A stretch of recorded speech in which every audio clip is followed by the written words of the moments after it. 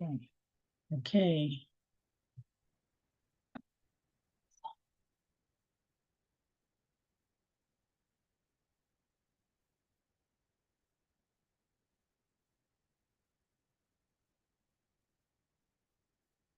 Okay, there we go.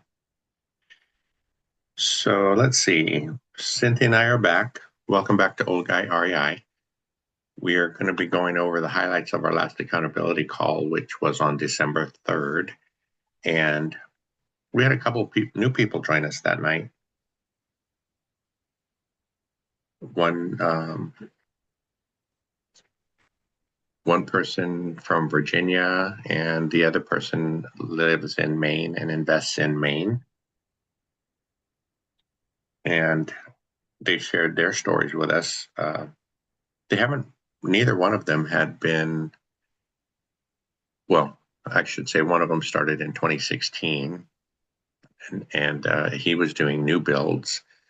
The other person just started in 2020, and they both had a substantial amount of units. I think one of the interesting things was that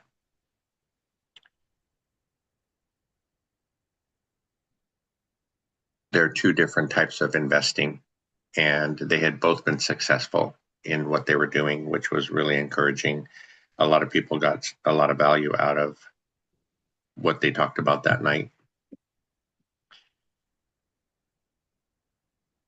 What are the One, two?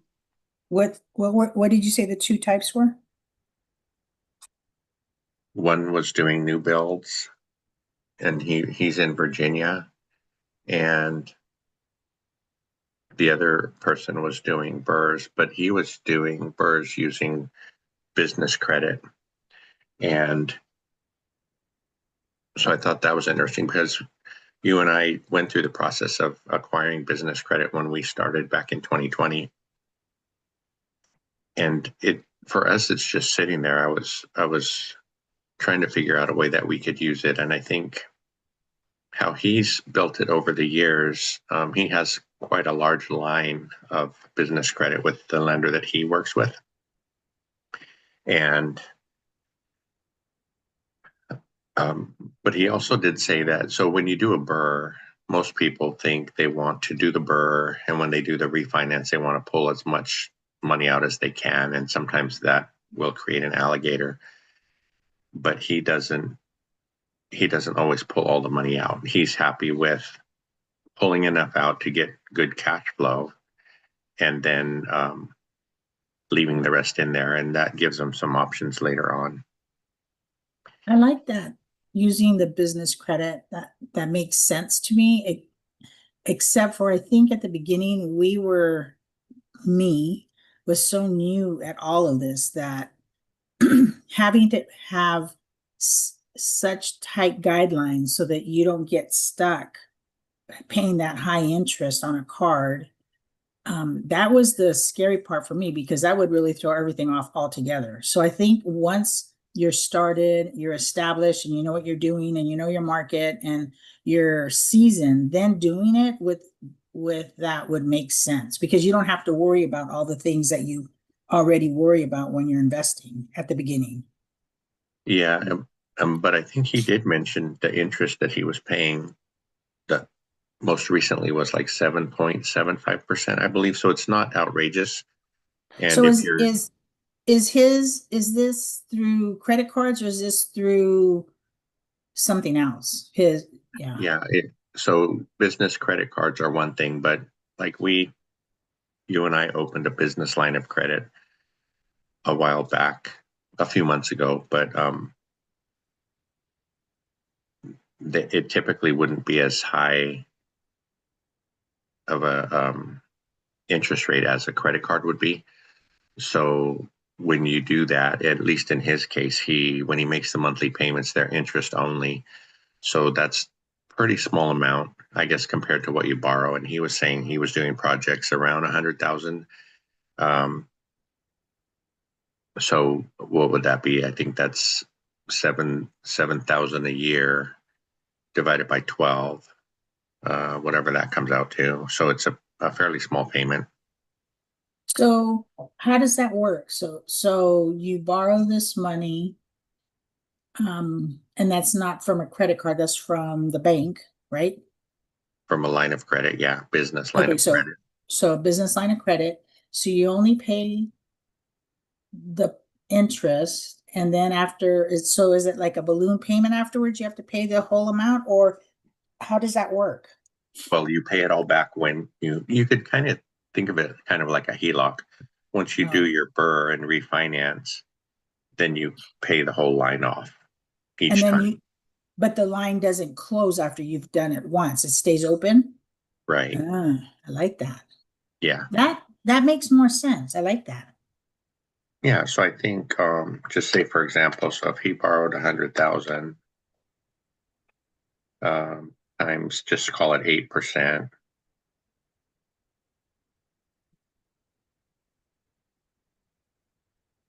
that's only I'm gonna do that 100,000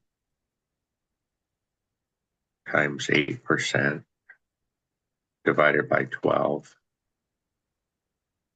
That's $666 a month. So his carrying cost would be that. And he mentioned that he did the rehabs out of pocket. So he does have some savings saved up to do the rehabs.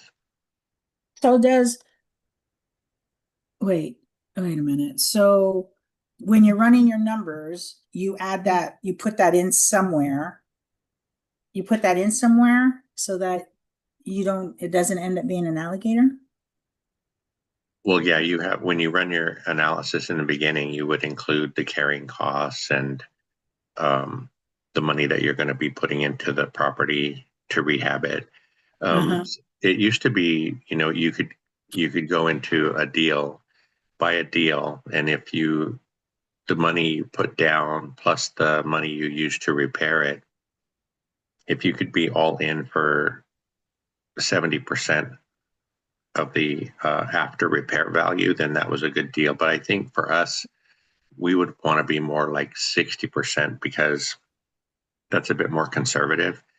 Uh-huh. Because like Millennial Mike, when he started his burn, by the time he finished it, interest rates had really, I think they actually doubled.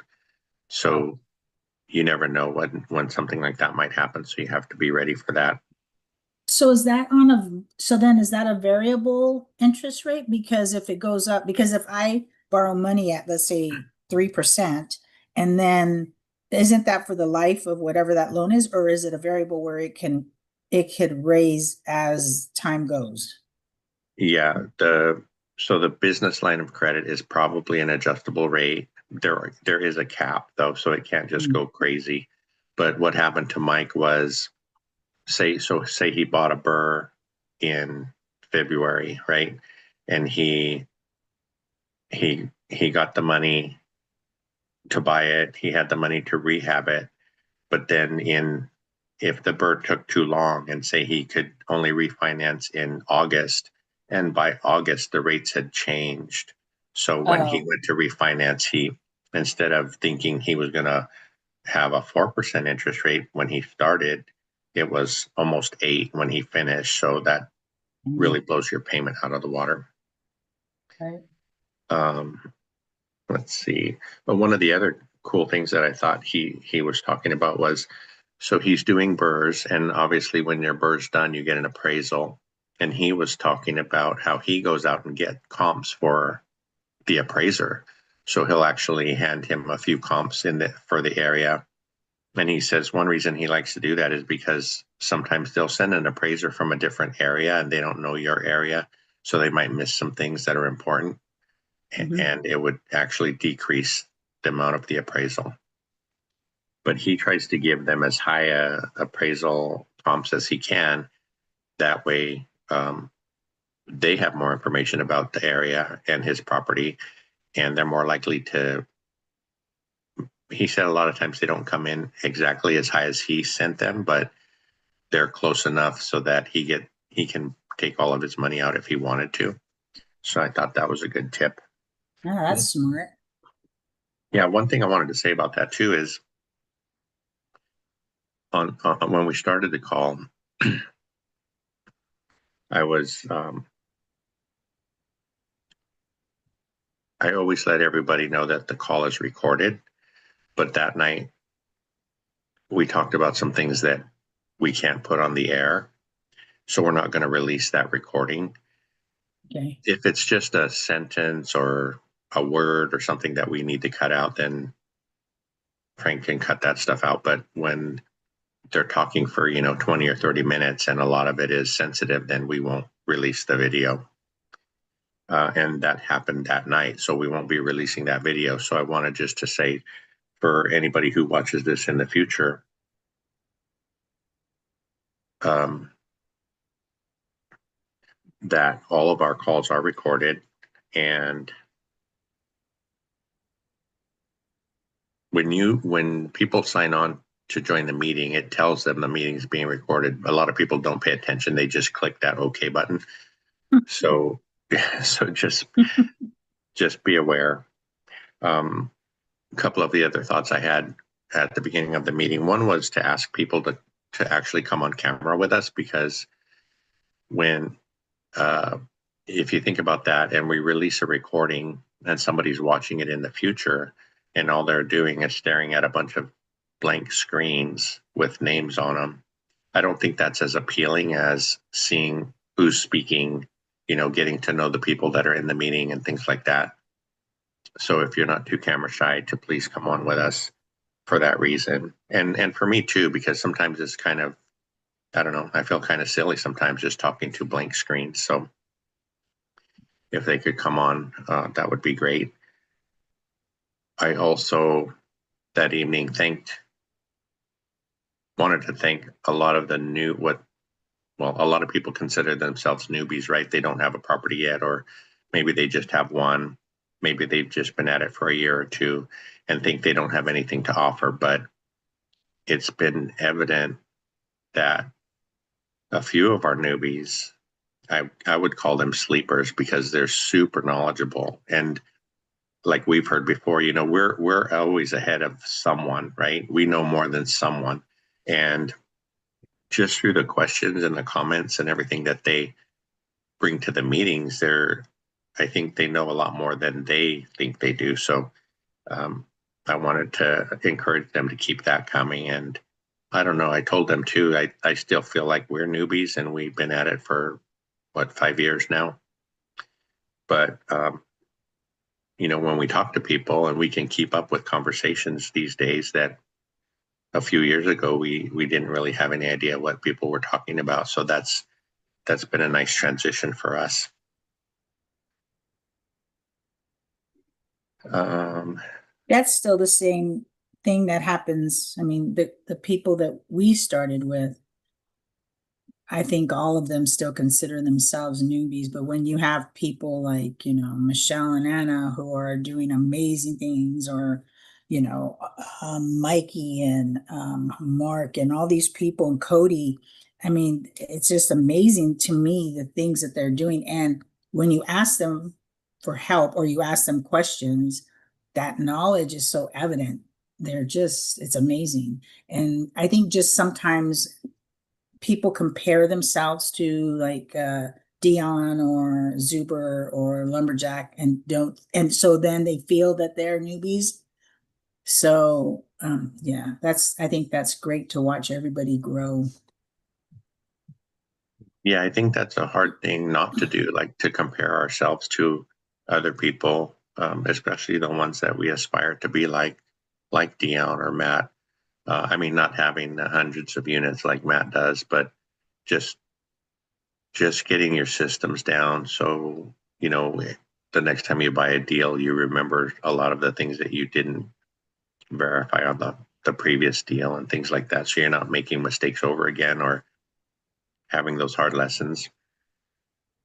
Um, but it was a good meeting. I hope everybody took away um, something from that night. Like I said, Gus and Zach dished out a lot of great information, and people were excited that they were there.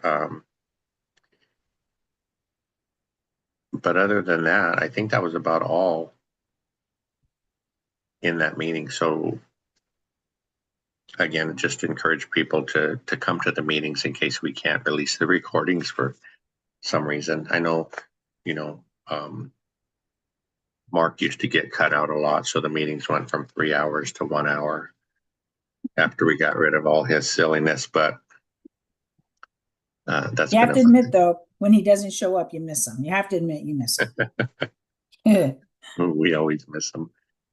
So we've been talking random thoughts over the last few weeks, and I have some random thoughts to run by you. Maybe get your thoughts on these different things. So the first one was, what's something that we used to stress about that we now laugh at? Hmm. Anything come to mind? Well, the first thing I think about is retiring, because it never seemed like it was going to be possible. I used to think that they were going to find me at my desk with my red pen on my kids' papers, dead as a doornail, because I didn't think I would ever get to retire. So that was one thing. And I think that comes from just lack of knowledge, lack of knowing the steps to take through, well, that whole process to retire is a nightmare. But just having people who are supportive, even if they're not going through it, made a big difference. So I think that I laugh at now, knowing that it's bittersweet. This is my last year. Um, because then you go through a whole other craziness in your head. But I think that's something I laugh at now, especially when it's early morning and I have to get up and I think, okay, I only have to do this one more time. I'll never do it on this day again. Next year at this time I'll be sleeping. So yeah, I think that's something that I laugh at. And then I laugh at how when we got the triplex, it was exciting and it was nerve-wracking and it was scary. But to know at least that this time it felt better, it felt good, where before it was, I had no clue what you were doing. Yeah, so that's something that I every time we do a property, I think about the triplex and how far we've come with just the renovations and everything, and things that we probably would have never done beforehand. And then thinking forward of the things that we plan to do. It just, yeah, it kind of, not so much laugh, but it puts that smile on your face of, yes, we have come a long ways. And I attribute that to you, because I would have never gone this way. So thank you for having the courage to step out there and do this.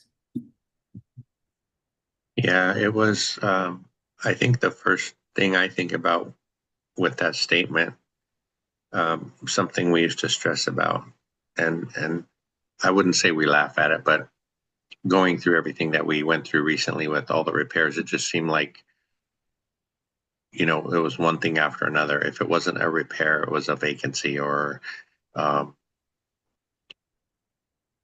different things. A lot of the lessons we learned, the properties looked good when we bought them, but they Mm-hmm. weren't as good as they Should have looked on been. in pictures. Yeah. So I was stressing a lot about the repairs and vacancies and things we were going through. But now that things are stabilizing a little bit and we're building up our reserves again, when a small thing comes up, it's not such a big deal. Mhm. Um, I think for that, I didn't really start, and I don't think I've really stressed too much about that. I stressed about you being stressed more than what was happening, because I knew that as long as we could cover and I knew it was tight, but I knew as long as we could cover the mortgages and whatever we needed, our basics, we would be okay. And we did have, it's funny because we did have a little cushion, because have always been very thrifty, and we did have money, for example, to pay the taxes or whatever. But you would stress about it. And I kept thinking, but we have the money. Why are you stressing? It's there. Um, that used to stress me out more than the properties and what have you. I think I didn't get as stressed as you did because I knew it was going to happen. I knew that this is what stabilization had to be all about. So I didn't stress about, I knew that as long as we had over half our properties or half our properties bringing in money, we could do it. I knew that. I don't know how I did, but I just knew we could do it. I think the biggest, and so now I kind of like, I don't laugh, but I kind of chuckle a little when I wait for the Wednesday meetings to hear what's going on with our properties because I know sometimes you don't tell me things because you don't want me to stress. And I haven't heard anything. I'm like, oh, so we must have everything full. Things must be good so far. So yeah, that's just a chuckle. But yeah, I don't think you need to stress so much. I think you need to when you stress, then I think what happens with and this is a general, I think people lose perspective of the big picture because when you're stressing about one little thing. Well, not really little, but one thing. And then you lose sight of everything else that is going well. So it's not in perspective with the big picture. And when you have the big picture, then you can make better decisions about what you want to do with this portion that is causing you grief, you know? And we all deal with stress in a different way. Me, I have to have a little temper tantrum, get it out of my system, and then I can think straight. But I think maybe that's the key. Maybe that's the lesson you're supposed to be learning through this whole journey. Maybe. Well, I don't really do temper tantrums. Yeah, you do. But go ahead. I think what you were talking about earlier about, you know, I was stressing about taxes, um, our personal income taxes that we had to pay. And if we had whatever it is, right? I forget 12,000, 14,000, whatever we ended up paying, and we have the money in the bank account, it's hard to let that money go. And I think that comes from my upbringing because we never had money. So every little bit of money we had, we held on to it as tight as possible. But when I think about that, so I held on to the tax money too long, and then we had a penalty because we paid late. So You see, that now that makes me crazy. That makes me crazy because you want to hold on to money that we have earmarked for this, and you're going to hold on to it so long so that now we're paying more. See, to me, that makes no sense whatsoever. well, I think part of that fear was,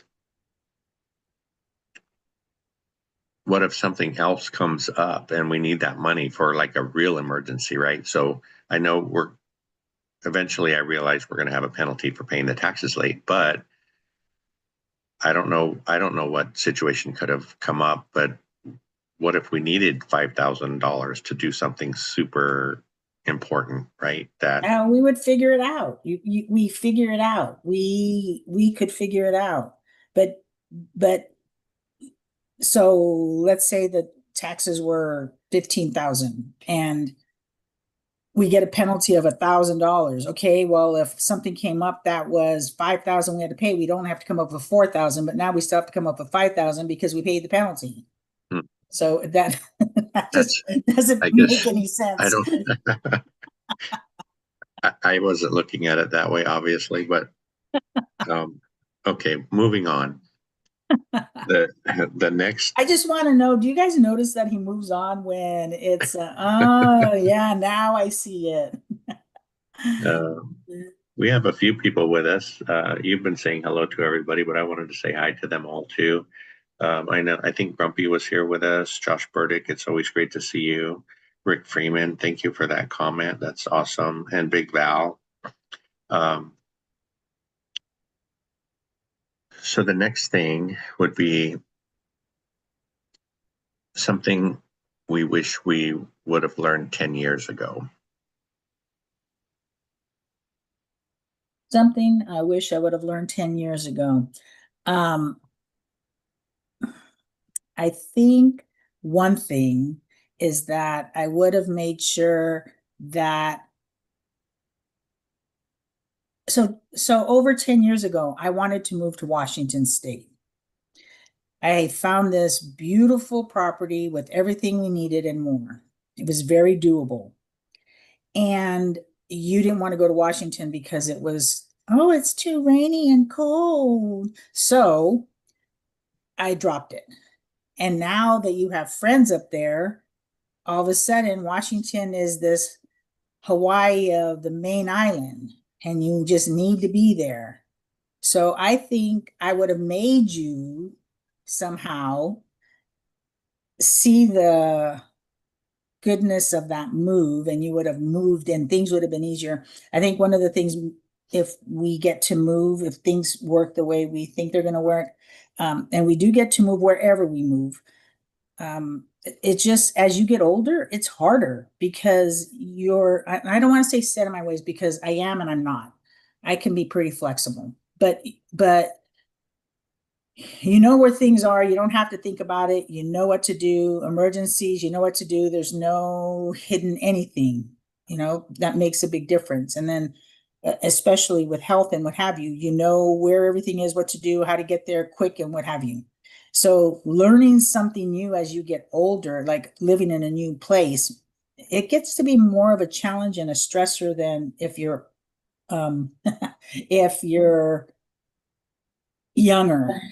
And yeah, I don't, yeah. So I think learning more about retirement would have been nice earlier. I think, I personally feel that we saved as much as we could possibly save and still live towards retirement. So, there's always those, I wish if I could go back, I wish I would have kind of things. And I don't know. I just think the learning more about retirement options. Yeah, I think that would be a big one. I think for me, so 10 years ago, um, I think I probably pushed back on Washington because we're pretty spoiled with our weather here where we live here in California, and it wasn't attractive to me at the time. I think one big shift was realizing that I don't know what I was thinking, but I talked over the last few weeks about kind of living just obliviously to our conditions. So when we started investing again, there was a reason for it, right? Because I Right. realized I didn't have any retirement savings. And then you start diving into retirement, like you said, and Social Security and things like that. And when you realize, like for me, how much we would get when we start taking Social Security with both of our money combined, it would be barely enough to pay our mortgage here. What about the rest of the stuff that we need, right? So Right. then, so then we started learning. We started learning, excuse me, about house hacking and living off of whatever cash flow we get from the rentals that we have. And so whether it's Washington, I know we do have a lot of good friends in Washington, so that is very appealing. Um, and although the weather is a lot wetter, I think the climate isn't as drastic as some of the other places that are less expensive to live. I know Val lives in a beautiful place. Mark talks about retiring out there somewhere in the Carolinas. Um, but to understand that, we have to sell this house and get rid of our mortgage in to be able to survive, I guess you could call it, and take our equity from California and move it and maybe buy cash or put a lot down on a property so that we don't have as high a mortgage and things like that. We have to sell this house and get rid of mortgage in to be able to survive, I guess you could call So, it. Sorry about that. Go ahead. so okay, go continue, and I'll finish it up. Yeah, so I was I think there are so many pieces to the puzzle that we understand now, or I understand now, of things we're going to need to do, but that it is going to be possible to retire and retire comfortably. Um, we always say we wish we would have started earlier, but we, like they say, we got to play the cards that were dealt. And I'm glad that we were able to start learning about all this when we did, because even though it wasn't ideal timing, it's going to help us um, a lot in retirement. True. I think, um, and it all happens when it's supposed to happen, right? I don't think because of our living situation and the whole thing, I don't think we were ready, other than what I was doing.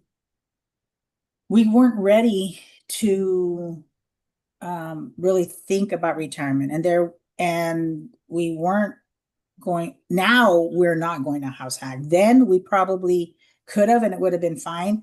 Um, and I shouldn't say I wouldn't house hack. I just say there's more conditions to it now than before. And I think the same goes for you.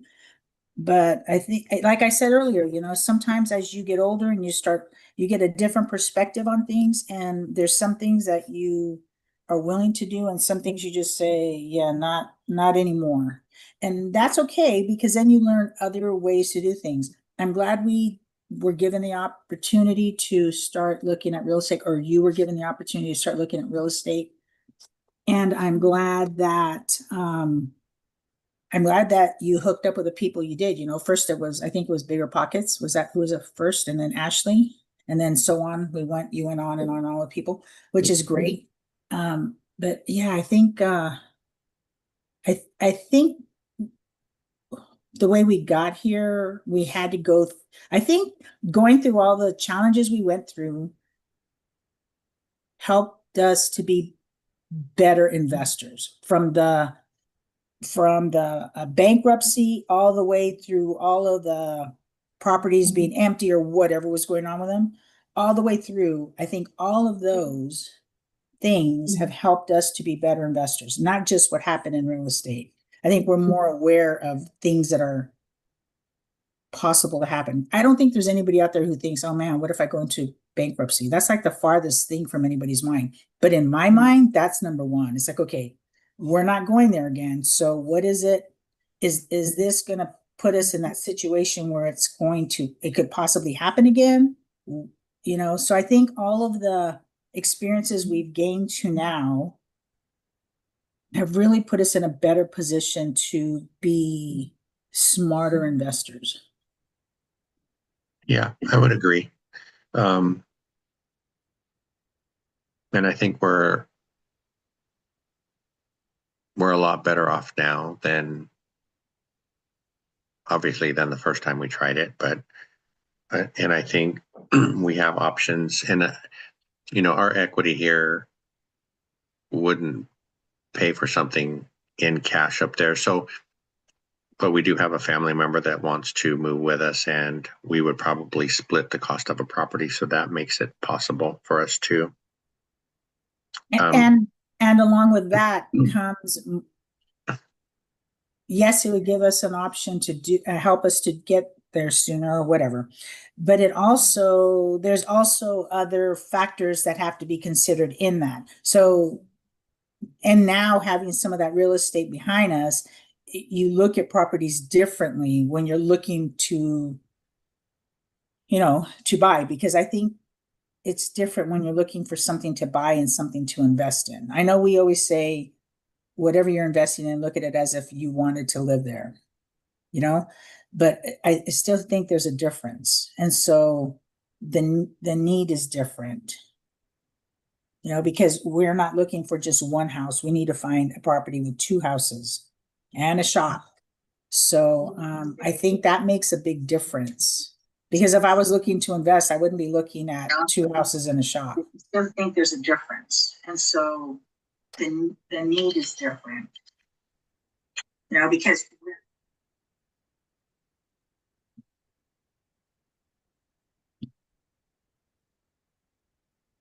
Can you still hear me? Yep, gotcha. Okay, sorry, my alarm was going off on my phone. Um, yeah, there are a lot of different things to consider. And you look at the properties differently. Yeah, Yeah, you have to and because you have different people living, together. uh-huh. It would be us and our relative, and there's certain things that we think we want, like the shop and things like that, space for you to garden, and so it's kind of hard to pull all that together in one property. Right. But I also think about when I look at property and I look at, I mean, some of the properties that you've looked at, oh my gosh, no, they would never work, even if I was 20, because they're so bad. But I now look at things differently because you can look at a listing and you think, okay, the house looks good, this looks good, this looks good. But do you really ever stop to look when you're looking at the pictures, see if you see anything on the pictures for foundation? Do you look for the trees that are around? Is there going to be problems with this? I mean, with the sewer or the whatever, it's just like before you're an investor, you look at houses differently. Mhm. And now being an investor. And so sometimes I wonder, I know that it saves us from headaches, but then sometimes I wonder if it makes me too picky, because I don't have the experience of knowing, is this a good foundation, the crack, what's going on. But if I see it, like I see a crack inside the houses and I'm thinking, okay, first of all, is there water damage? Is the house still shifting? What's going on? Then I start thinking about, okay, is there a fault line close? All those things. But when we invest, we don't even think about that stuff. I mean, we think of something, but I don't think about a fault line or anything like that. Does that make sense? Yeah, I guess we'll find out though. It's coming close. Um, what the next random topic is, what's one money lesson we hope our kids remember? To save, for me, it's to always have a safety net, to save for emergencies, to save for the what ifs, because I think that's what helps us to sleep or helps you to sleep at night. Um, because we don't know what's going to happen. We don't know anything. And if you just live life every day as if it's just that day and that's the only day, then when things do happen, you're not going to be ready. So how to budget, how to save, and at the same time still enjoy life, because you shouldn't be so focused on the bad things that might happen that you miss out on all the great things that are happening in your life daily. So I think that has to be a big one. And we are really blessed. Our son, from a very young age, was really good with money as far as saving and looking for bargains and all of those good things. And it used to, I like to tell people the story of we would go to the grocery store and I would see something and it looked like a good price. And he would look at me and go, Mom, but look at the unit cost. I was like, where did you learn that from? Because I don't look at no stinking unit costs, but he did. And so he helped me to be a better shopper. So, just being able to enjoy life, but to save for those what ifs. Yeah, I think for me, it's kind of the same. I think I'm glad that, we've been able to go on this journey because, like I've said before, when I grew up, my parents didn't really know that much about money, right? I would say we were lower middle class. And, you joke about the man keeping you down or trying to keep you down, but it was that's how I felt for them. There was nobody, or at least I was going to say there was nobody around to teach them about money and how rich people use money to stay rich. Mhm. Um, and I know today it's so easy to research things, right? But obviously back then they didn't have those resources. And I don't think they probably had a few friends with money, but I don't think they ever talked to them about it and asked Yeah. them, how did you get here and how do you stay here? So, what I was getting at was, since we're able to learn and we've learned so much, we're able to pass that on to the kids, and hopefully they'll. I think the one thing for me, not really. I mean, saving's important, but like we're learning to put our money in places that it can start working for us, right? And they're young enough to be able to benefit from that compound interest and all that kind of stuff. So um, I hope we're around for a long time and we can help them um, be better financially educated, I guess. Yeah. Yes. And I think um with our son being around, when we discuss rentals or whether we're going to buy whatever we're doing, I think he's picked up more than what I ever thought he was picking up. And he's taken it farther. I don't even think he realizes how far he's taken it. He's taken it to that next level that we don't know and we don't see because, it doesn't come up. But when we sit and we talk about rentals and he comes up with all these alternate ideas, I just look at him amazed because, I mean, forever he'll be our little boy. But it's like, where did you get that from? So it's nice that he's picking up information and he's able to apply it, especially now that he's married and, life is yes, changing, not changing, but as life goes on, to make it better for he and his wife, his new family, and that, that's always important. And I think as time goes on, um, all of those things that we've been working on are things that he will be able to benefit from even more. It's different when you can just talk about it, but when you're actually in the midst of doing it, then it's a whole different ballgame. So I'm excited to see where that goes. Yeah, I think what you were saying, and I guess we're lucky that, well, when we started investing, he was already at an age that he could understand, right? So I Right. think that's different than having a 8, a 10, a 12-year-old when you do it, because they're really not going to pick it up. But he Mm, was older, so he I disagree with that. I think just because they're young, it's not that they don't pick it up. I think if you expose kids to more, then it starts to click and they start to get their own opinion. They start to put the pictures, the pieces together in their head for a clear picture. So I don't think it's so much that, because I look at him and I look at the things that we've gone through, and he absorbed all that information and he's not going to make the same mistakes we made. There's no way. He's too smart for that. But as long as kids are exposed to what's going on in the family, and of course appropriately, that I think it helps them to grow. You see, one of the things when I was growing up, every month my aunt and uncle got paid monthly. So every month I'd go get the blue box that had the envelopes, and we divided the cash into all the envelopes that needed to, get paid and for savings and health and all of that. And I that's how I learned how to add, subtract, and divide and all of that. That's how I learned that. That's how I learned how to make a budget. But if they would have just done it, just them two, and not included me, then I would have never learned, or it would have been something that I learned later and thought it was, so what? It's not a big deal, because I see that now teaching that some of the kids, you teach them something and it's like, okay, so what? When am I ever going to learn this? But if you don't expose them from the beginning so that they can see how all of this is going to apply throughout life, then yeah, it's not going to make a difference. So I think exposing kids from the very beginning with whatever you're doing, I mean, hard work. Our son watched you and went to work with you, and he saw how hard you were working. And his first response was, I'm not doing this, Dad. You do great work and I enjoy working with you, but I'm not working like this.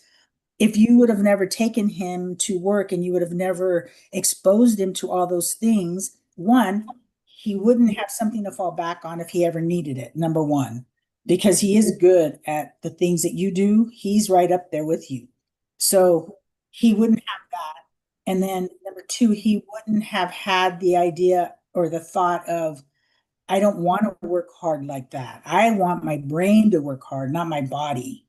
So I think exposing kids at an early age is very important. And I think I think that's where things are lost with the generations behind us and the generations that are going forward, is that there's no exposure to real life situations. Families do their own thing, the parents do their own thing, and then the kids are off playing or on devices or whatever and have no clue what's happening in the family. But I think so. I'm going to disagree with you there because I think, like in our case, Frank was through high school, right? We talk about high school age kids, especially today. So the times were way different when you were growing up with your parents and they were doing the envelope thing. And I basically grew up in the same time as you did, but my parents were totally different. I saw my mom, she was always saving money for whatever. And my dad was always spending money. He made good money, but he just spent it. But I still grew up without really getting it. That's why I don't know. I just talk about going through life. Just, I don't know. I feel like I didn't have a clue. Mm. So the other thing about younger kids, and I know Matt gives an example all the time about how he, takes his kids with him everywhere and they go to the job sites. But that doesn't mean they're going to be Matt, right? No, And they might not even pick it up. So I think it's something inside of us that, but I think they're going to pick up something, even if it's that this is not something I want to do. There's there's small lessons in everything we do to lead up to the big lessons. So even if they decide they don't want to do real estate, there's something in all of that as they observe their mom and their dad and what they're doing and how they're managing the family, blah, blah, blah, all of that.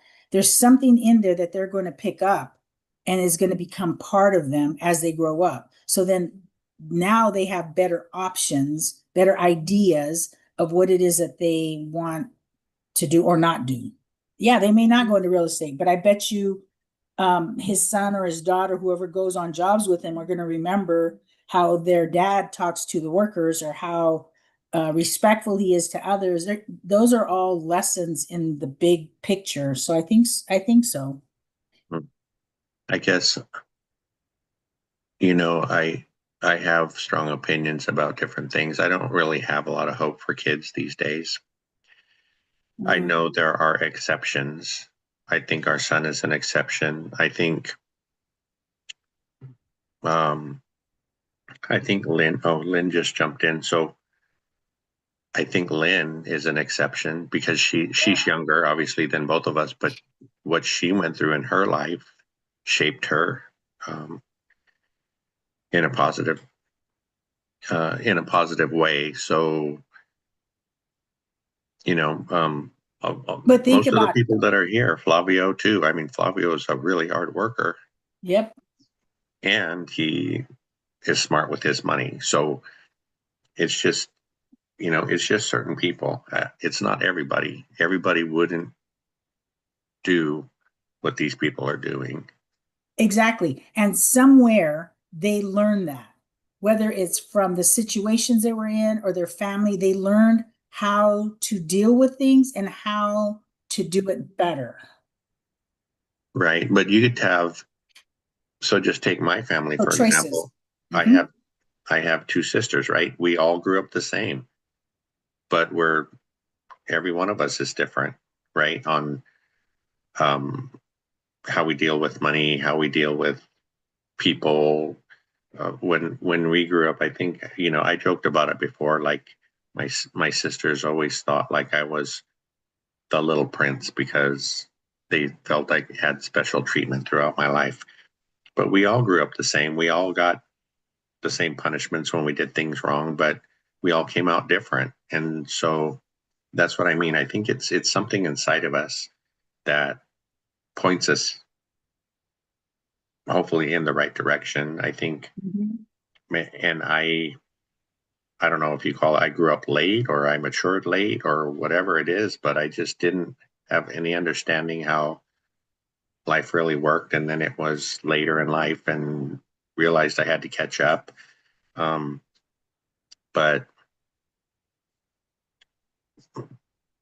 especially today, and so you mentioned kids and their gadgets, right? Parents let the gadgets babysit the kids because they don't want to deal with their kids. Um, so I think that, and then you have the other side where you have immigrants coming to this country, working super hard in the fields, for example, around us, and their kids can do whatever they want because the parents are clueless on what youngsters do in our country or in our area. So, you know, the kids lean towards gangs for because they get support from them or um and there are, every once in a while you hear about this young person who grew up from an immigrant family who worked in the fields and got her master's or whatever it might be. That's like not even 1% of Yeah. young people today, I think. So yeah, And I in think they're there, very and in all of that, I mean, that again falls back on parents right. and how they're raising their kids. We didn't, as much as our son, I don't think ever wanted for anything.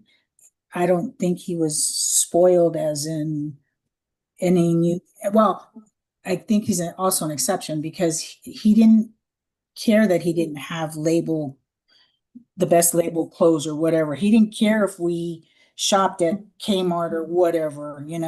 It didn't matter to him. And I think and it falls back on parents. What are you going to teach your kids? One of the questions was, other than Matt, I mean, other than Mark saying he still hasn't matured, I have one here that says, I'll get to your question in a second, Lynn. The other one says, as a special education teacher, I see a lot of kids who are lost because their parents have not done their parenting job exactly. Instead, parents these days want to be their kids' friends. So it's the parents that are parenting kids now. You can't just look at those parents. You have to look at the grandparents and the grandparents before that, so the great grandparents, because this is something that's learned throughout the generations. It's not just something that happens or it has happened in one generation. I think when it comes to parenting, we've seen a pendulum go from one to the other. It never stops in the middle. You're either going to have parents who are very strict and suffocating their kids, or you're going to have parents and so then those people grow up to become parents and they go to the extreme opposite. My kid's going to have a free spirit, free will, do whatever the heck they want. And so there's no medium. And so it's multi-generational. It's not just generational, it's multi-generational that this has been happening. And it's a train wreck, and it's happening constantly. And people aren't looking at that. They're just saying, oh yeah, this is this generation. No, it's not this generation. And if we don't stop it, if we don't make changes, then it's going to get worse as it goes. Yeah, that's true. I um i love that handle. Is it Flabby Less Mama? Yeah, I um did i just too. i just wanted to thank you for joining us. And Cynthia is a teacher also, and she has taught special education. She has her master's in Montessori teaching, and this year is her last year teaching. She's been doing it for a long, long time. Thank you for your comment. And you're right. I think, like a lot of us, want to protect our kids from the hardships, right? But I think kids aren't going to understand it if they don't go through some hardship. um, like like we have, you know, in our early years of our relationship and our marriage, where we it only happened one time, but I wasn't working, you were working, it wasn't quite enough, and we actually had to go get help for food. That was, it was a long, long time ago, but those those kinds of lessons I think stick, right? Yes. But today everybody just wants to make it easy on their kids, and they're not suffering. And I mean, you don't have to make them suffer like really, really bad, but make them go through some stuff so they start to think, right? When I Yes. remember when Frank was young, I would come home and talk about problems I was having, or I wasn't sure how I was going to deal with something at work or with one of my customers, and we would all talk through it. I think those kinds of things help, even if they're made up, right? You could make up situations like that just to help your child think differently. And they might have some suggestions on how you could handle it. So I think that's a very helpful exercise for younger parents. Um, did you want to jump back to Lynn's question? Yes. Yes, because this is a challenge I have daily. Um, I'm jumping back. Lynn says, do you think AI is going to replace your grandchildren's future emotional connections? For example, your grandchild or great grandchild date a humanoid. Okay, now you're getting a little bit crazy for me, Lynn. Okay, so I think AI is replacing. I think AI is replacing a lot of things. I think it's replacing educational skills, learning. I think it's replacing human contact. I think it's replacing critical thinking skills, um, emotional, all of that. I think it's replacing that. But again, it's not AI, it's the parents. And unfortunately, I have to say this, it's even educators. How easy as an educator is it to say, oh, just go into AI and blah, blah, blah, blah, blah, blah, blah. And there's your information. Instead of teaching them the skills they need to use, you don't just take that at face value. You have to question the information they're giving to you. So again, I have to go back to it's the adult. And do I think it's going to replace everything? I don't think it's going to replace everything, but it's sure going to feel like it. What was that movie with Will Smith where the robot became to life? What was that? I don't think we'll ever get to that point. I don't remember. I don't think these youngsters ever saw that movie. Um, but yeah, I think not just kids, but I think a lot of adults, when they research something now, say with ChatGPT, they just take that answer as the truth. And you and I were talking the other day because there was an article came out about AI and how we still need to verify the answers that we get from it. But so now they're creating AI to fact check AI. So Now, it's isn't not, that an oxymoron? it's still not real people fact checking. So Exactly. I think because we're lazy, for one, Exactly. and um, you know, I've been messing around with it. I find it useful. I haven't given it, you know, you worry that I give it all of our personal information, but I haven't done that Mm. yet. I noticed you said yet. Yeah, yet. So like no bank account numbers, none of that stuff, no social security numbers. I imagine there's a way it could find out if it wanted to, but Um, I, let's step it back one more part that just came to mind before I lose it. So a long time ago, before computers, and you had to do a research paper, and some of you probably don't even know what these are, but you'd have to go to the encyclopedia and do research, right? And you usually had to go to multiple sources because your teacher says that you have to have 5 different sources, and you're like, 5? Where am I can't even find one.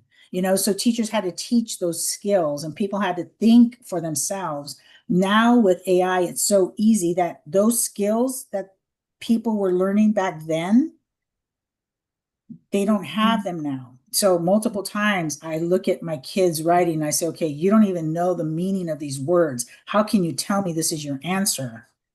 And 9 times out of 10, they're going to come up with, yeah, I took it off the internet. It's like, yeah, I know. So going back and teaching those skills through, I mean, and it's just not just AI, it's just daily living skills. If we don't teach those things, if we don't put a halt on this and start teaching those things, how how are they supposed to learn? How are they supposed to learn? I have one student who, when we go to Las Vegas, is going to be taking care of our cute, wonderful little cat. And he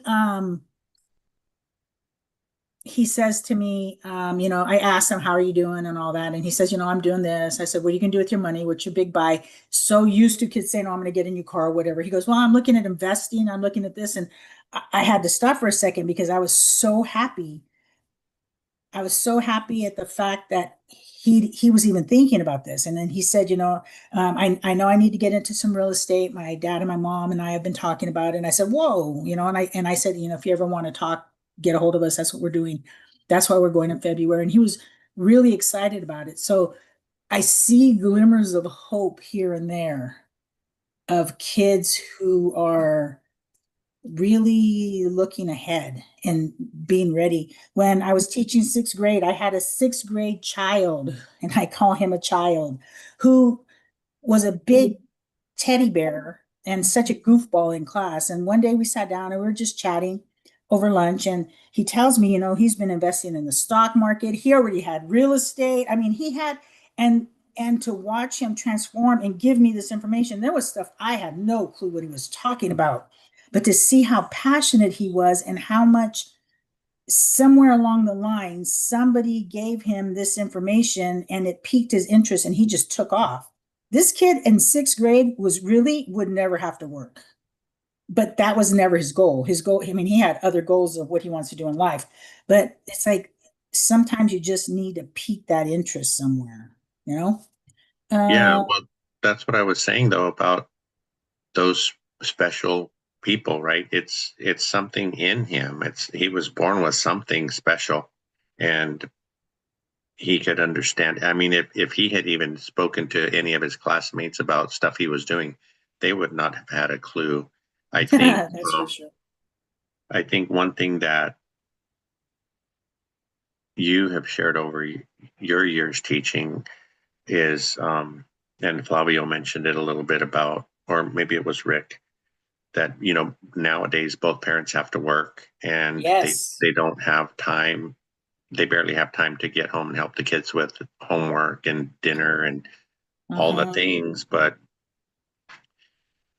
I think, like I said earlier, they lean on teachers to kind of be daycare, not teachers. And then Yes. they blame, I've seen it, they blame you guys because their kids are failing or not doing well in school or misbehaving or whatever it might be.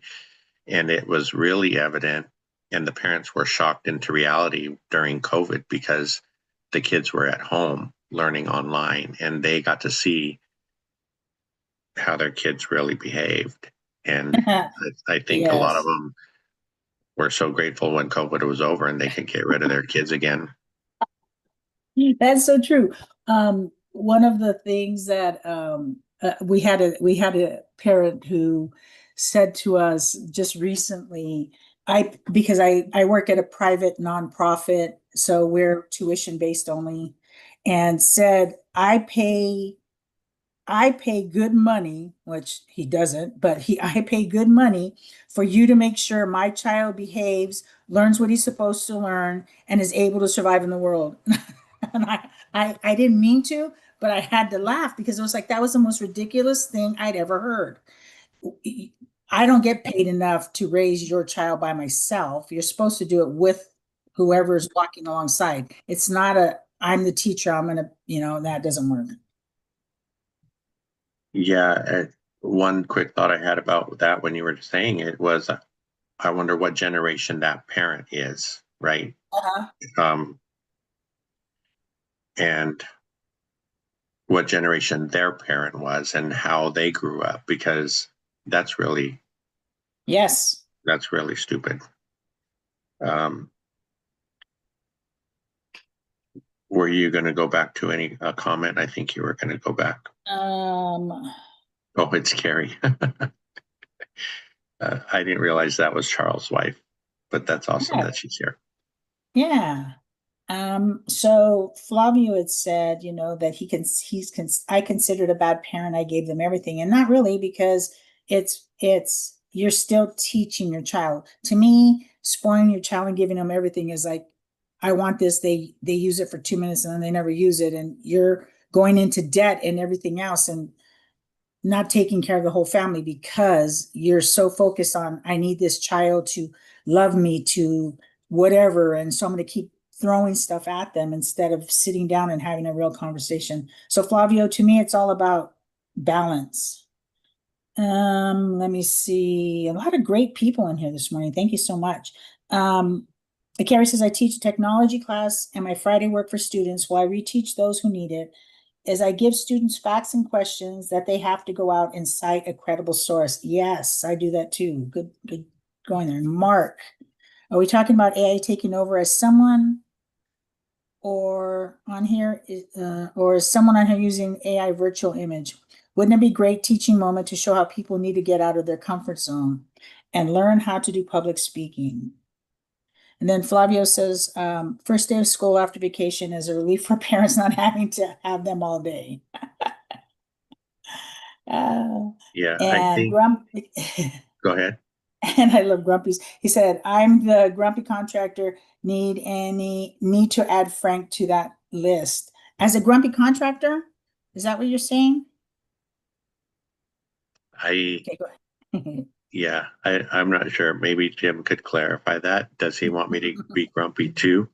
Um, Sometimes he is, Jim. Sometimes he's grumpy. I'm a big grouch. Yeah. Before he even gets to work.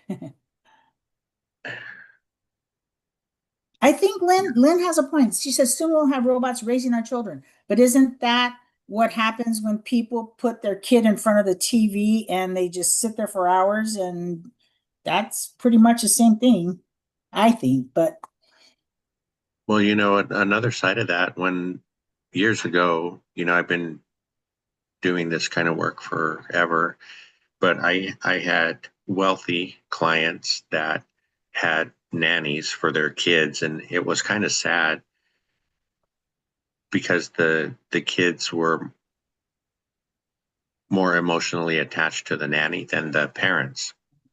that's And sad. yeah, and even the mother was home, during the day, but the nanny was taking care of the kids. Maybe the mom was doing work. I'm sure she was a businesswoman, but I think that's kind of what we're saying, right? The nanny was doing the hard stuff, and the nanny was Hispanic, so the kids were learning Spanish and all this cool stuff. But I think they were going to grow up having more respect for the nanny than the mom. Yes. Yes. And it's hard because you do need two incomes to make it. I would have loved to have stayed home with our son while he was little, but then I think of all of the learning experiences that he would have missed out on. So, Yeah. Well, I two-sided think, coin, two-sided coin. yeah, in our case too, though, I think he was lucky to be able to go to school where you taught. And he did really well there. He's always done well, but I think like you talk about some parents who have their kids in so many after school activities that they don't have time to do their homework, right? I think you had one that Yeah. was, baseball and ballerina and all these different things, basketball, whatever it was. So they're rushing around to get up to, and they had multiple kids. So they're rushing around to all these different events for their kids. But then their kids get home and can't do their homework. And then, so the parents ask you to lessen the workload because they can't do everything. So I think that's backwards. I have one that says, is homeschooling better than public school? Sometimes, and sometimes not. It's funny because whenever I get a new student, before I even look at any paperwork, I pretty much can tell if it's a homeschool student or not. And different, it's just different. And some public schools, I can tell which public school they came from. I think it's really situational wherever they Yeah. come from. Well, so that's Josh. Yeah. You know him with his pooch. Yep. Um, and Josh, I would say some parents aren't qualified to home teach. I know some That's people for that I sure. wouldn't want teaching my kid, but and that's just not just for homeschooling, but in general, right? Some of the I don't know, some of the people that you see out in the world who are not that don't have it together first probably shouldn't have kids, but they're not the best example for their kids to help them be a good person and well contribute to society, as they say. But um, And I guess the key there is that um, it's not whether it's the people that they're going to be with, because there's not every teacher is a good teacher. true, and that's been evident over the years where you teach. Um, and No, social you're going to get me fired before I have a chance to retire. I'm going to make sure you're retired this year. So social skills, Josh. Yeah, one cool thing that Cynthia they used to do at her school, and I forget what you call it. You can explain it, but they were teaching social skills and manners, and the young men and the young women would have mentors at the school. It's a Christian school, by the way, and you know it just crazy things like manners. Because it seems like it's fading away really too quickly. That was it was called Cotillion, and we had a lady who came, and they did the whole manners thing, pulling out the chair for the young lady or for a woman, holding the door, which is people don't know how to do, period. Things like that. And they taught them the old dances like the waltz, and just elegant things, just how to present yourself, how to hold yourself, and how to hold a girl respectfully when you're dancing, which I do with my kids. On their birthday, we have to have a birthday dance, so I teach them a little bit there on how you respectfully hold a young lady. And I remember when he was a freshman in high school and he had his first dance. He said he walked in, and like all the girls, of course, are on one side, all the boys are on the other side. And he asked a young lady to dance, and it was a slow dance, and he held her respectfully, and he knew how to dance. So before you knew it, he had all these girls who wanted to dance with him, and these boys are still standing on the sideline, and I'm like, oh my gosh. So yes, and those are things parents should be teaching. You should be teaching your kid to say please and thank you, chew with your mouth closed. I mean, just basic manners. But I look at some of these parents and they don't have them. And again, it's multi-generational. Yeah, I you probably did realize, but I was going to ask if you did realize that it looked like Mark was taking a jab at you for not coming on I know he was, and camera. I ignored him. Okay, good. And he also said, But should elementary kids have homework? Yes, they should. Because homework is twofold. Homework is to reinforce the skills that they're supposed to be learning if they're paying attention in class. And it also gives us extra time to see where our kids need more help. Um, so yes, Mark, there should be. It shouldn't be homework just to give homework. And Mark, as far as your next question about extracurricular activities, well, sure. Is your kid going to be able to survive without real social skills, just doing, extracurricular activities? I don't think so. At some point, they're going to age out of whatever activity they're doing, and then where are they going to be living? I tell my kids, if you don't learn these basic skills now, and they laugh, but they know I'm serious. We have a bridge that's by a Dairy Queen, a fast food place. And I tell them, you know what?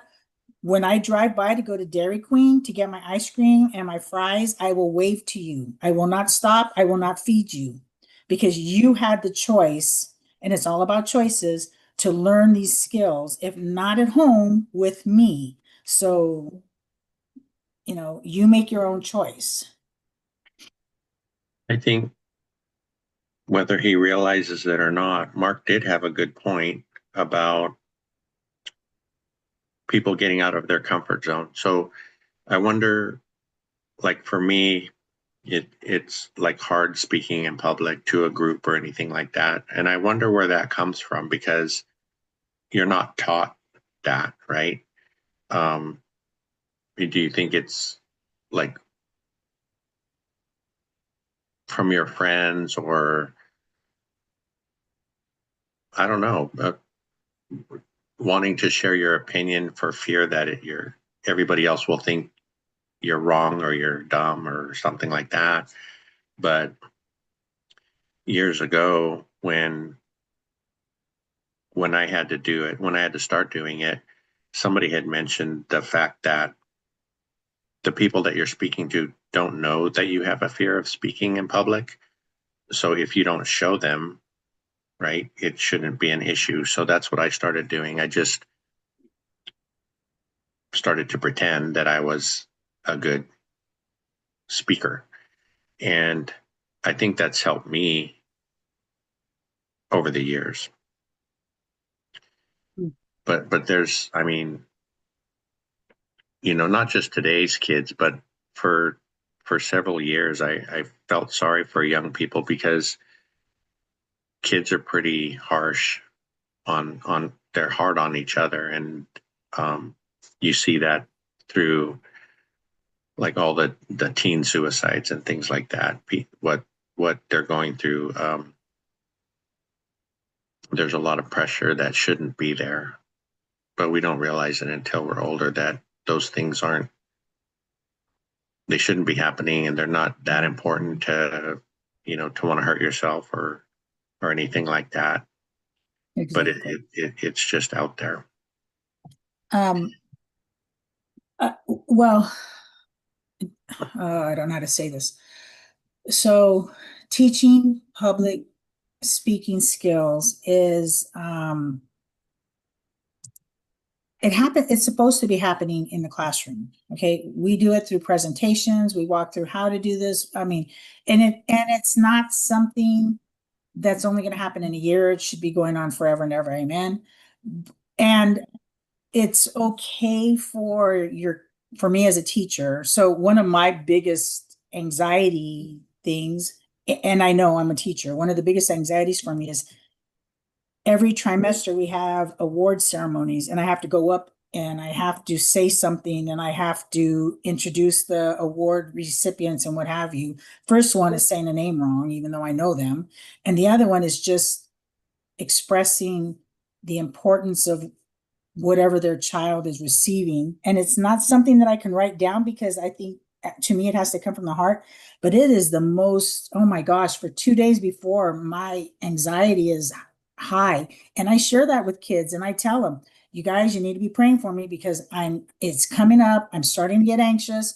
And they ask me, well, you're a teacher, you talk to us all the time. I said, that's different. When I'm sitting here talking with you, I'm speaking with you, we're learning things together, because I don't know everything. So we're learning things together. That's different, because when I'm standing in front of all these parents, they expect me to know everything, even though I tell them I don't.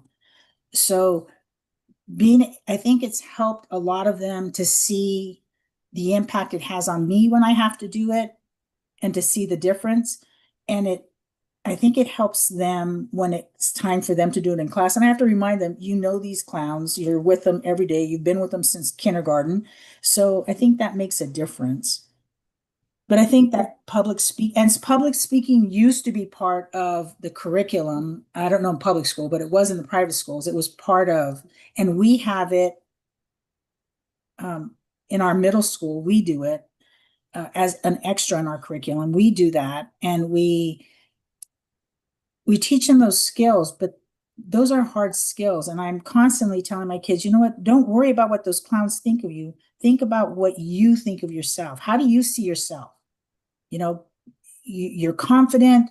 You know what you're talking about. You've been working on this. We've discussed it. You've got this. And sometimes just that encouragement helps them to go out and do what they need to do. Yeah, I think Well, I just glanced at Jen's question about I the know. school system being better 10 years ago. I think I think times were different, Jen, but I think it still comes down to the parents. And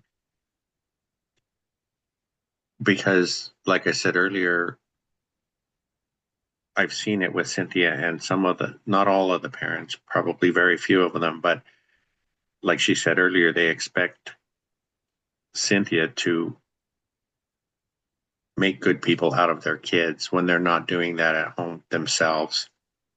And if the parents struggled in school, how can they expect to homeschool their kids and do it right? And there was also a comment in there about, um, I think, was it Carrie was saying that she doesn't give homework because the parents do it wrong. So, I see that or so much. the parents do it for them, right? And the parents still Oh, do it wrong. And I've seen parents come back at Cynthia wondering why the answer was incorrect. And then when Cynthia explains it, they get it. But that's been comical over the years. and I think on that note that, I tell the parents, you haven't done this for years. So maybe if you don't use it every day, you're not going to remember. It's okay. And if you don't know how to do it, just tell your kid, I don't know how to do it. Go see Mrs. C. She'll show you in the morning. And it's okay for kids to know their parents don't know how to do everything. Just like it's okay for them to know that me as their teacher, I don't know everything. But to teach them how to find that. Don't give them the answer. How do you find the answer to this? And then verify that yes, this is right. And that leads into the giving them the skills to be able to express their opinions in a respectful way so that others hear you, and to be able to accept constructive criticism, not attacks. Well, you have to accept those, but you have to do it gracefully and be able to rebut whatever it is that's happening. But that's all part of learning, and that should be happening in the classroom and at home. They're not going to do it. And sometimes you'll see them practicing on each other, and it's comical, but at least I know that it's hitting home somewhere. Lynn says there should be mandatory classes for people that want to become parents. Lynn, there used to be a long time ago. Now I'm aging myself. There used to be when they had the young mothers. I worked with a young mothers program that when they were high school students and they became pregnant, that they had to do parenting classes and they went through all kinds of stuff, it was great. And because of course, government funding, it was cut. And yeah, those really need to come back. And they had them not just for young mothers, but they just had them for They just had parenting classes. And some of the um, health centers have them. Some of the hospitals have them, and some of the insurances will pay for them. But they're pretty far and few in between now. But they used to have those. And the other one, what's the ideal time to transfer kids from public? This is from Jen, from private to public without ruining their social life, especially with girls. Wow. I personally think because of our public schools here that if I could go send my kid all the way through in to a private school, I think I would do that just because smaller classrooms, more specialized. I think just it gives them more. It gives them to me, better, well-rounded education. But that's my bias. If you're going to transfer, probably right after, well, you'll know because all of a sudden your kid will not be, if you have an AB student, all of a sudden they're doing C's because they don't feel like they're being challenged. So that's when you need to step in and say, okay, what's happening, and make some moves. But not because their friends are going and they're going to mess up so they can get transferred to a public school. So it's up to how your kid learns, how your child learns, and what your final goal is. But there's some good public schools. I I think that's one thing that helped Frank was that he got to go through all of his years with the same group of kids. Um, it just gives them comfort, I guess.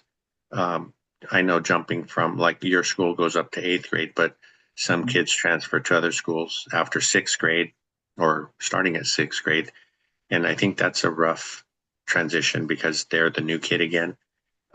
One thing I really, really important wanted to let Jen know, please do not buy your kids flip phones. That The won't other go thing, well. the other thing is that I think you got to remember developmentally, middle school kids are going through puberty, and I'm laughing because I've gone through this with so many groups of parents. They come back to me and they're like, "What happened to my baby?" And it's like that's part of life. But if they're in a safe, comfortable environment where they can get the support that they need during the beginnings of puberty, it's best to keep them there. I tell my boys and my girls, I know that you're going through I know what you're going through, and that it's okay to feel this way, but you're not going to take it out on other people. Because too many times you'll have girls who will just get mean because it's that time of month. Well, no, that's not okay.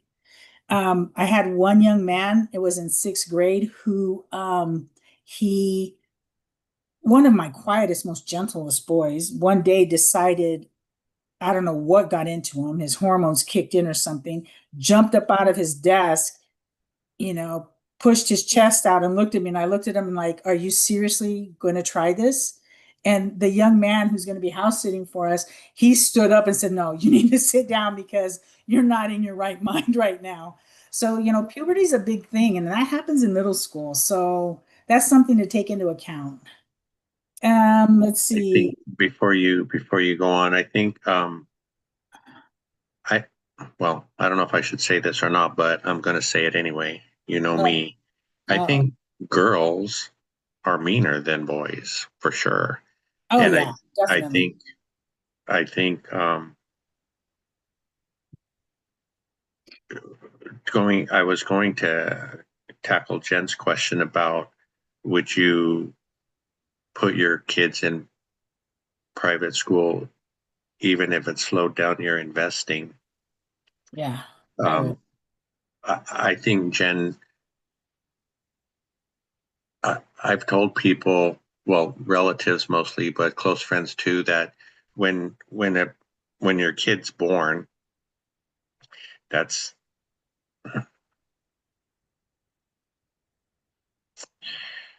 um, that's the most important thing.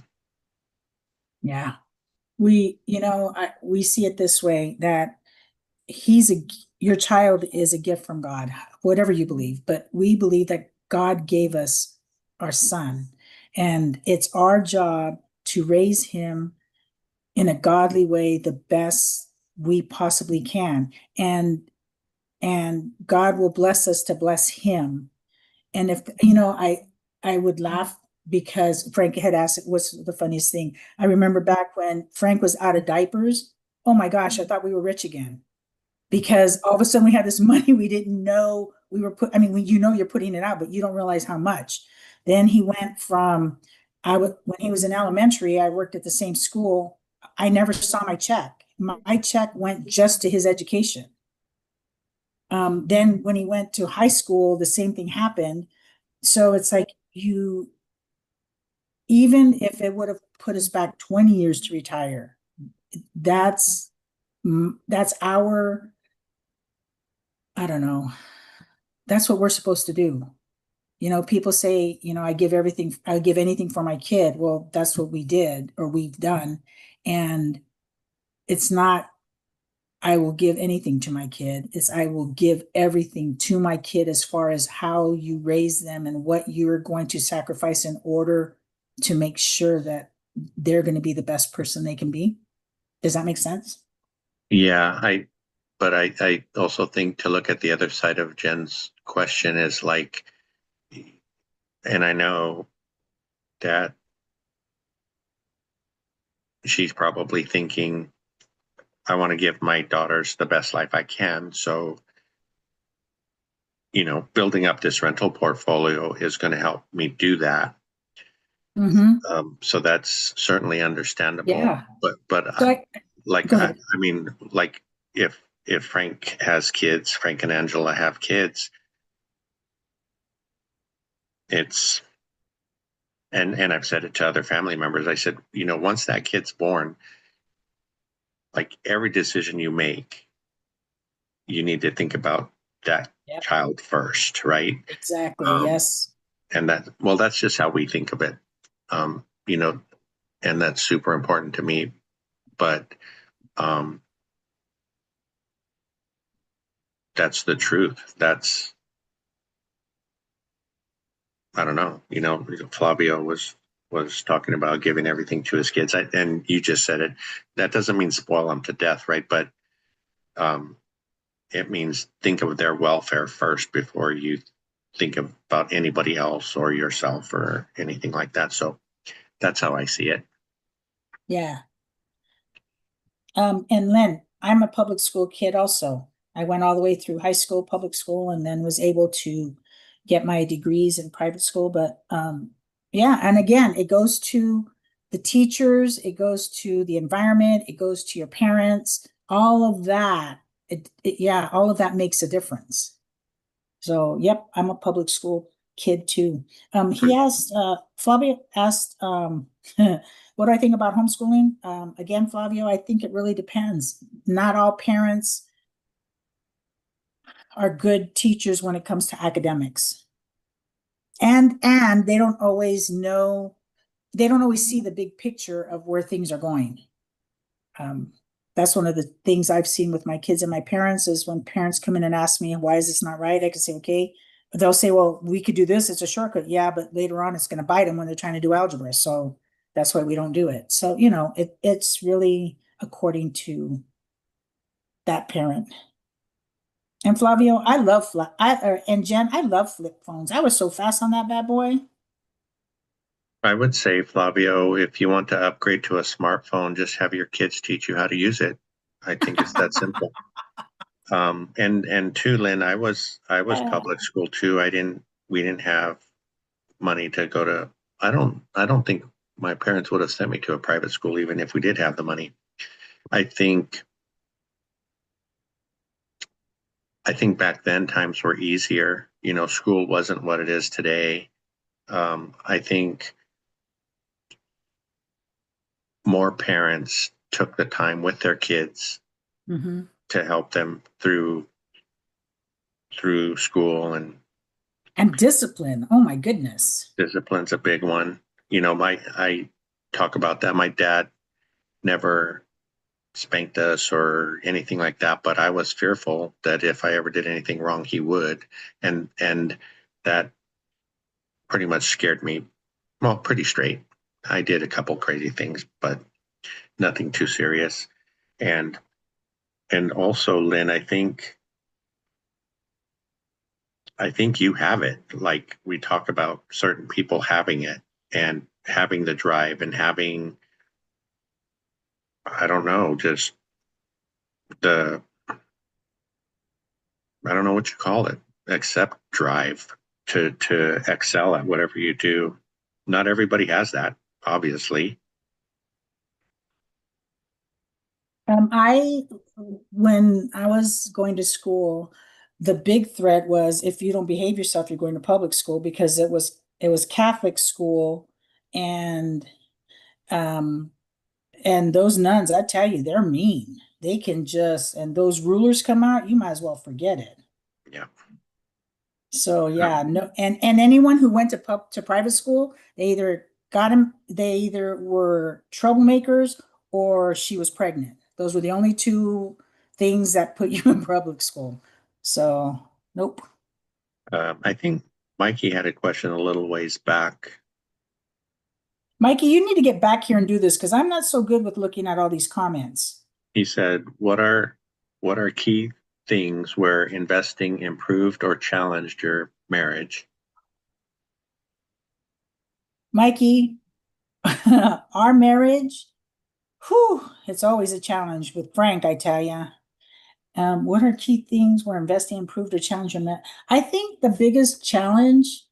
the biggest surprise for me was that at some point in our marriage, when it came to investing, Frank didn't, I know why, but he didn't give me all the information. And yeah, that was a surprise to me.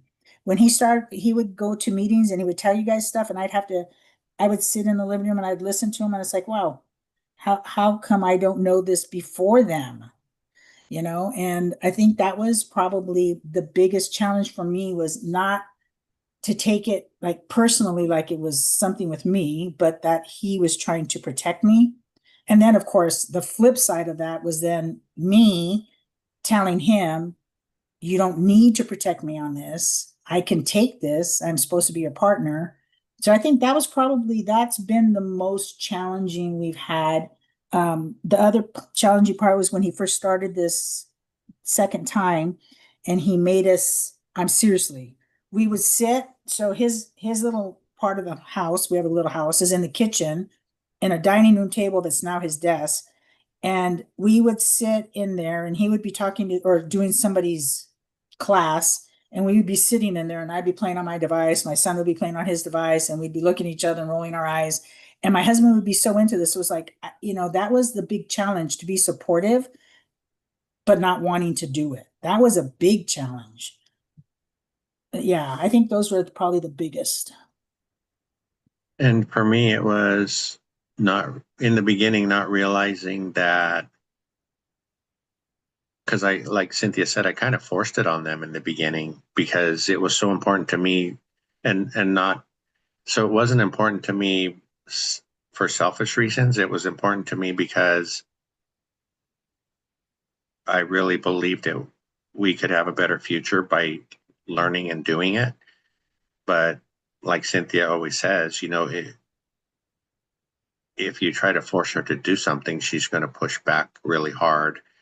Um, and then But usually she, that didn't stop him. no, it didn't stop me because it was too important. I was afraid for my future, for our future. Um, so that was really the driving force in the beginning. But then she usually realizes that I'm right, and then she'll come around. So, Flavio, that's what we that's what we were talking about earlier. Flavio says I grew up in an extremely strict environment, and probably that's why he spoiled his kids. But I think a lot of people do that.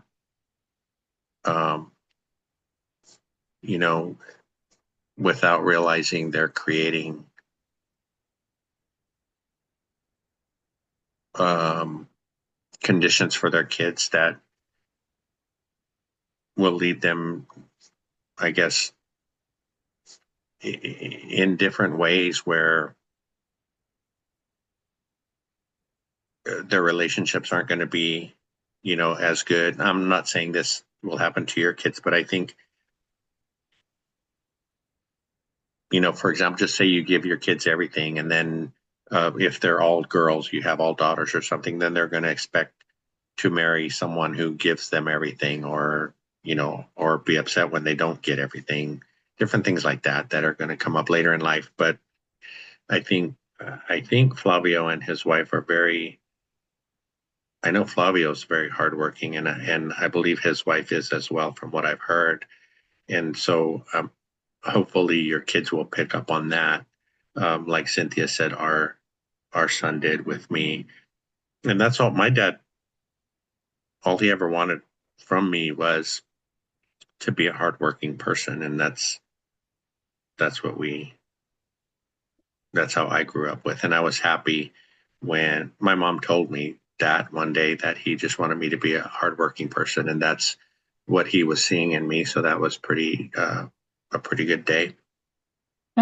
Flavio, I think the difference is you can spoil your kids and your kids can still grow up to be good people, or you can spoil your kids and not teach them how to be good people. So just because you give your kids material things doesn't mean that you're a bad parent or that your kids are going to be bad. Because, like Frank said, you're hardworking, your wife's hardworking. I 100% know that you're good parents. So they're learning all those things from you. it's okay to give your kids things, and but it's important to have boundaries with them, that they see we can give you this because we have this now, but we've taken care of business already. Not we're going to buy you this new phone that's however many thousands of dollars because, and we're not going to be able to put food on the table. There's a difference.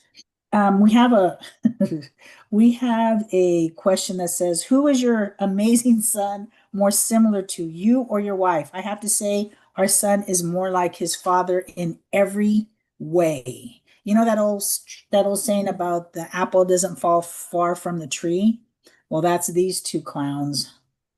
I would definitely disagree with that. I think he's more like you. And I'm glad because he's smart. Uh, Now give yourself more But credit. Oh my gosh. You're like your son. You don't realize, you don't understand how smart and talented you are. If I had the talent, just 1/10 of the talent you and your son have, oh my goodness. I would be president. That's all I have to say. it, I guess, and I don't know if people realize, but that question came from our son. He's he's my CMO. He's my chief marketing officer. Um, And he gave himself that title, by the way. yeah. Um, but Lynn did ask, what do you guys think about Graham Stephan and Zuber saying they wouldn't encourage and they almost discourage the young generation to go to college? Oh, I don't I agree. I agree with it. I Well, go ahead. because just I didn't go to college, and just from what I hear, maybe I shouldn't just go by what I hear, but the first 2 years are just party years, unless there's somebody like Lynn or you who get the most out of the education process as possible. Um, but for me, I was always kind of like, I don't know, I guess you would call it blue collar, right? I like working with my hands. I did try to go to college because way back then, um, we were in electronics, so I started to take some electronics classes, but it was in my head it was too hard. We were working graveyard. We had to go to class during the day, and I was always sleepy, things like that. So I didn't follow through. But I always loved building, just making things and fixing things, and that's what I fell into. I guess, now that I said that, I think depending on the person, right? If they're like Yeah. me, they probably shouldn't go to college. But the other side to that, and I've said it on some of our previous lives, I don't feel like I was a very good businessman. So maybe that would have been something they could learn through college. Hmm. Um, Seems like it would be hard to to find a mentor who is a good businessman to teach you. I know there are people who are willing to do it, but just to find one would be difficult. So I don't know. I guess now that I've said it, I'm half and half. I don't think college is going to guarantee your success in life, I guess. I don't think anything's going to guarantee your success in life unless you put that effort in. Yes, there's a lot of kids that go to college that really probably shouldn't, because all they're doing is wasting money. And then there's kids that really do the work. So I think about our son, and yes, we did help him some, but he ended his 4 years without debt. And to me, he got a lot out of it. So, and then I see kids who are going to school. We talked to one parent last night or the other night about one of my students, and he's in his second year. And the dad said, when he's not involved with a girl, he's doing really well. As soon as a girl steps in, then he doesn't do well. So again, I think it all comes back to parenting and choices. You got to remember that even though you could be the best parents in the world, your kids still have to make those choices. They're either going to decide to party and not take things seriously, but I bet you if they have to pay for it, they're going to take it serious. If they have to work while they're going to school, they're going to take it serious.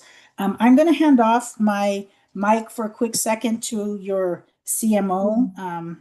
So give me 1 second.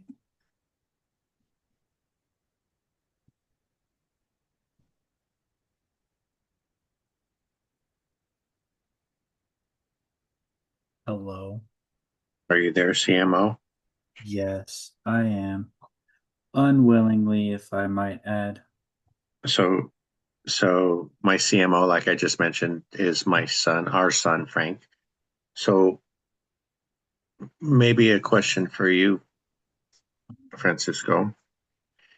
Um, Mom was talking earlier about how I forced real estate investing on you guys when we first started out. How did you see that at the time? You were not. You were what, like about 25? Mhm. Did you see me forcing it on you guys? Yes. Um, Only because it wasn't so like we would go over the numbers together and we would do um that kind of stuff and look at the properties and it that's kind of where it stopped. You didn't keep going with us to say like this is what I want to do and this is why.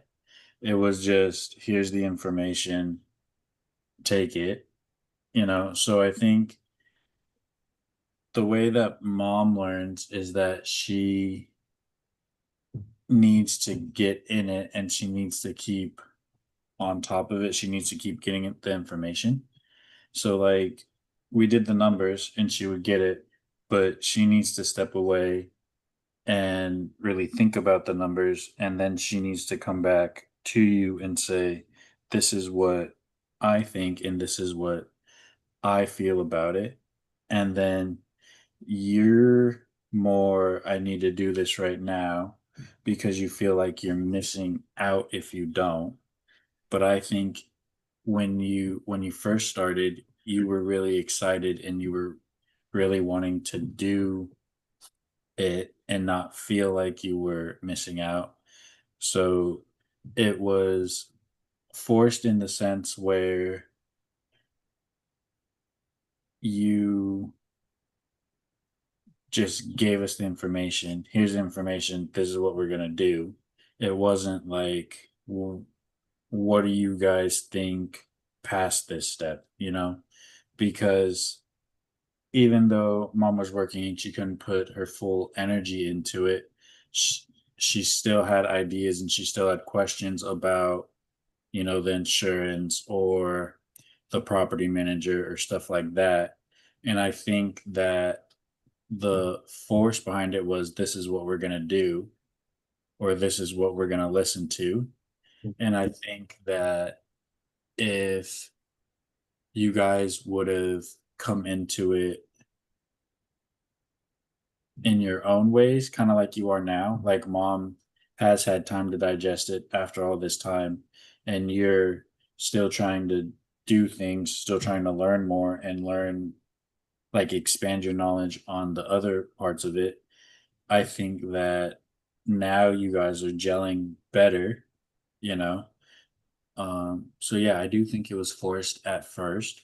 And then in terms of me, I think yeah, it was forced, but only because I wasn't at a point where I could invest yet. So it was like, yeah, I can have this information, but is it gonna be the same information 2, 3, 5, 10 years from now? When I do want to invest or anything like that. And I know that people say you need to get in early and you need to um, do it, you need to learn ahead of time, but that's not really an interest for me if I can't do anything for it. So yeah, I do think it was forced in that sense. Um, do you think now that you've been through the process with us over these 5 years now. Um,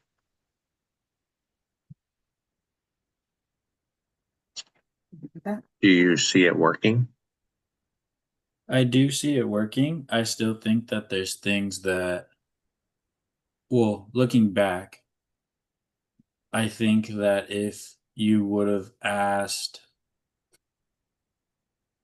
what should we do in this situation, and then listened to us and did it, it would have been a little bit smoother. Like that one property manager in Wisconsin or Milwaukee or Mhm. what place, but whoever that was, and we were wanting to get rid of them, but you wanted to give them another chance. Stuff like that, I think would have gone smoother, and I think that um, it would have been better in the long term for our family.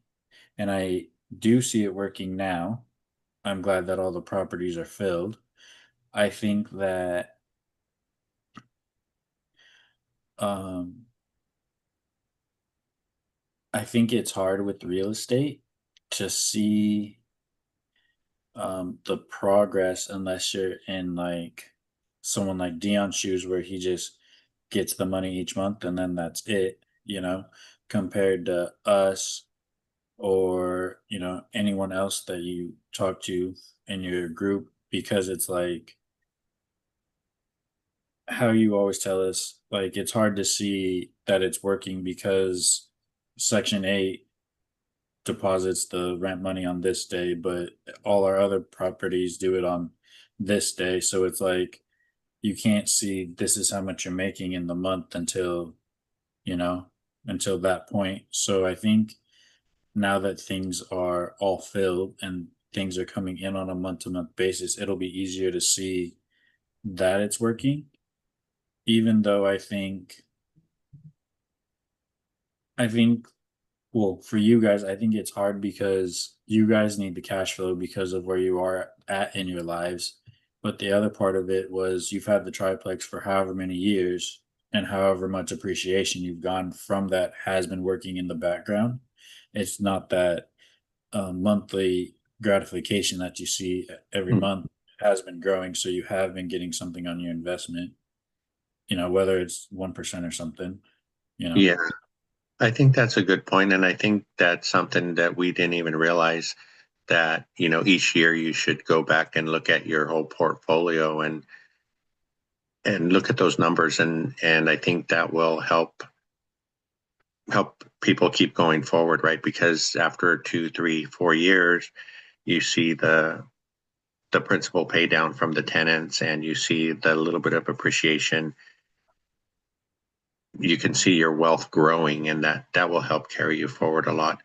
Um, Jen had a comment about, I believe she said she didn't go to college. No, a lot of her family didn't go to college, but she still feels kids should go. And I think your mom and I were lucky in that respect because it just seemed like I know mom probably pounded it into your head that you were going to college, but you were fine with it and you did really well uh, at it, driving because you drove 30, 40 minutes away to go to the college that you wanted to go to. What, why? Why did you want to do that? Um, I think because it was just kind of like the next step. Like, I know that a lot of people either they don't graduate high school or they graduate high school and then they just start working. But to me, it was like, oh, so like people don't think, or in their minds, they don't see college as work experience when in the classroom we're doing things that are, work experience. I might not be physically talking to the customer, but I'm talking to, my classmates and presenting, or I'm talking to the teacher and giving an answer or anything like that. I might not be having, you know, inventory meltdowns or anything like that, but the examples that were given are in that regard the same thing. So in my mind, it was like that's still work experience. And on top of that, I'm getting a degree to show that it's not, I think that's the difference. So like if I would have worked, it would have been like work experience. But going to college, it's like this is my proof that I have that experience with the degree. And I think that um it just made sense logically for that to be the next step. And I understand why people don't think kids should go to college because of the cost. And they say, well, if you would spend that, even if it's $50,000 for your education on a house, you would be retired in whatever, right? But how do you sustain your living past that if you don't, go to college, or if you don't work or anything like that? Because that $50,000 is going to get you $200-300 worth of cash flow a month, when say a college education would get you $4,000-5,000 a month, you know, to spend or to save in that sense, or even working, right? But the big thing now is that there's so many people trying to get work that what separates someone from someone else besides a degree, or besides who they know and stuff like that. So that's the other part of college, is that you meet people who might help you along the way, or you meet others that, you know, down the line, oh, hey, there's a job here, or there's a job there, and that sort of thing. So I think there's a lot more to college than your degree. And I think how mom was saying, you're not someone who gets, if you're someone who has to work for it and you're not someone who gets it handed to you, I think that it means a lot more, and you're not going to go partying and stuff like that. So it, there's the difference between I have a degree and this other person has the same degree, but I took it serious compared to them partying for how many years and stuff. So I guess, and the short answer is because it just made sense logically for that to be the next step, to find work and to figure out what I wanted to do. Yeah, but and also though, it depends on what you get your degree in, right? Because I mean, if you got a degree in, well, yours was in business, but Scientology, really? I think that makes a difference too, and that kind of gets joked about. What are you going to do with a degree in? I forget what the popular one is, but um, I think that can make a difference. I was going to look back through the questions real quick. So yeah, so Flavio mentioned, if you're a doctor, lawyer, engineer, um, you should go to college. At least those are the people we want to seek out if we need help, right? You want a good doctor and a good lawyer and things like that. Um,